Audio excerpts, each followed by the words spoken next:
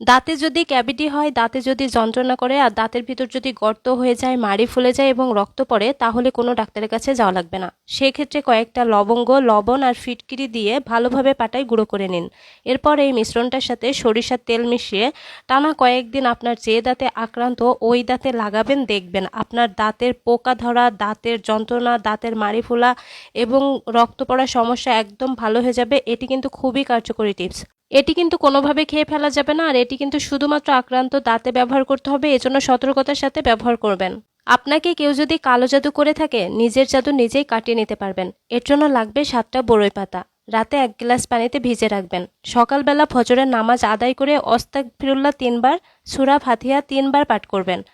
পানিতে ফু দিয়ে পানীয়টা খাবেন। কিছু পানি শরীরে মাছেও করবেন। ইনশাল্লাহ কালো জাদু, বান, কুফুরি সব কিছু কেটে যাবে। এটা খাওয়ান ভ্যাকসিন ছাড়াই 12 মাস সুস্থ থাকবে দেশি মুরগির বাচ্চা। এর জন্য একটি পাত্রে আধা গিলাস ফুটন্ত ঠান্ডা পানি নিয়ে নিতে হবে। এর সাথে 1 চিমটি হলুদ মিশিয়ে নেবেন। এই পানীয়টা মুরগির বাচ্চাকে বিকালের দিকে খেতে দিবেন। সপ্তাহে এভাবে 3 দিন খাওয়ালে আপনার মুরগির বাচ্চা আজীবন সুস্থ থাকবে। এটি কিন্তু খুবই কার্যকরী একটা টিপস, অবশ্যই ট্রাই করে দেখতে পারেন। ডাক্তাররা কখনোই চায় না আপনি উকুন দূর করার এই টিপসটি জানুন। উকুনের ডিম দূর হবে মাত্র একবার ব্যবহারেই। এর জন্য লাগবে কিছু আদা কুচি। আদা কুচিগুলো পাটায় বেটে রস বানিয়ে নিতে হবে। এই রসের সাথে অ্যাড করতে হবে শ্যাম্পু আর লেবুর রস। সবগুলো উপকরণ খুব ভালো করে মিশিয়ে চুলের গোড়ায় লাগিয়ে 20 মিনিট রেখে দিতে হবে। 20 মিনিট পর আপনারা নর্মাল পানি অথবা শ্যাম্পু দিয়ে ধুয়ে নেবেন। এভাবে সপ্তাহে একবার করে ব্যবহার করবেন, দেখবেন আপনাদের মাথা থেকে সমস্ত উকুনের ডিম একদম দূর হয়ে যাবে। পায়খানার রাস্তা দিয়ে যাদের রক্ত পড়ে, অর্শ, পাইলস, গেজের সমস্যা রয়েছে, তাদের জন্য আজকের এই ভিডিওটা। সেক্ষেত্রে কয়েকটা বড়ই পাতার সাথে কয়েকটা গোলমরিচ খুব ভালো করে ধুয়ে পরিষ্কার করে পাটায় বেটে বড়ি বানিয়ে রোদে শুকিয়ে টানা 5 দিন সকালে বাসি পেটে খেতে হবে। ইনশাল্লাহ 5 দিনেই অর্শ, পাইলস, গেজ এমনকি রক্ত পড়ার সমস্যা ভালো হয়ে যেতে পারে। প্রাকৃতিক উপায়ে আপনারা কিন্তু এটা একবার ট্রাই করে দেখতে পারেন। এটি কিন্তু খুবই কার্যকরী একটা টিপস।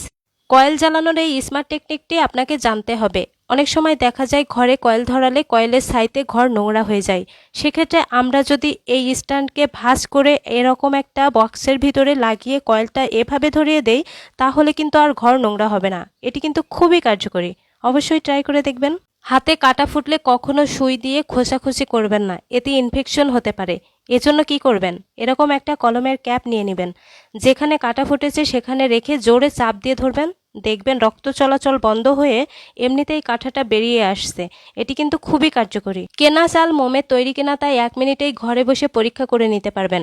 এর জন্য কিছু পরিমাণ চাল এভাবে করে পাতিয়ে নেবেন। এর উপরে একটা টিস্যু বিছিয়ে দিবেন। তারপরে আয়রনের হিট দিতে থাকবেন। আয়রনের হিট দেওয়ার পরে যদি দেখেন চাল ভেজা ভেজা লাগছে বা টিস্যু ভিজে যাচ্ছে, তাহলে বুঝবেন এই চালের ভিতরে মোমে তৈরি চাল মেশানো আছে। তাই চাল খাওয়ার আগে অবশ্যই এই পরীক্ষাটা করে নেবেন। আর এই ভিডিওটা সবার উপকারে আসতে পারে, তাই শেয়ার করে দিবেন।